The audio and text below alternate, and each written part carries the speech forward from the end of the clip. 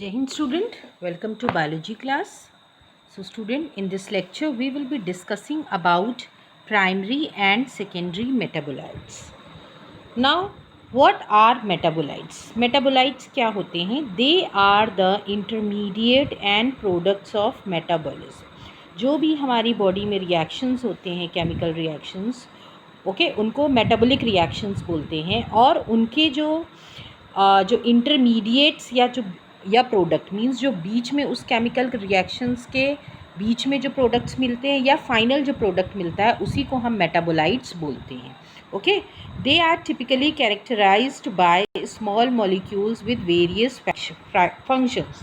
Okay, so metabolites क्या हो गए? इंटरमीडिएट्स या product of any metabolism. Now metabolites जो हैं they are categorized into two parts. Okay, दो तरह के होते हैं। Now the first is your primary metabolites and the next is your secondary metabolites. Now primary metabolites जो हैं, ये जो मेटाबोलाइट्स होते हैं they are usually involved in growth. ये ग्रोथ में इन्वॉल्व होते हैं। जो भी प्लांट या बॉडी की ग्रोथ होती है उसमें इनका मेन रोल होता है। और इसमें कौन कौन से आते हैं आपके? Carbohydrates, lipids, protein, nucleic acid. These four come under the category of primary metabolites. Secondary metabolites की बात करें तो apart from the ग्रोथ को छोड़ के इनका और अदर रोल होता है। ओके, इसीलिए इनको सेकेंडरी मेटाबोलाइट्स कहा गया है। Like many of them they are useful to human welfare. For example rubber, drugs, spices, scents and pigments. So these all are the example of secondary metabolites and they are useful to human welfare. ठीक है, human beings जो के लिए ये useful होते हैं, human beings इसको use करते हैं। And these are also important for ecological importance. Okay, they have ecological importance also and they are produced for defense purposes. इसमें examples दिए हुए हैं alkaloids, phenolics, sterols, steroids, essential oil, lignins, ये सब defence purposes के लिए use होते हैं। Now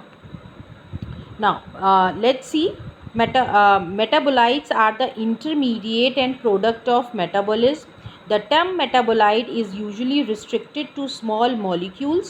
Okay, the primary metabolites is directly involved in the normal growth, development and reproduction. Okay, इसमें ये यूज़ होते हैं। सेकेंडरी मेटाबोलाइट्स होते हैं, they are not directly involve in these processes but have ecological functions.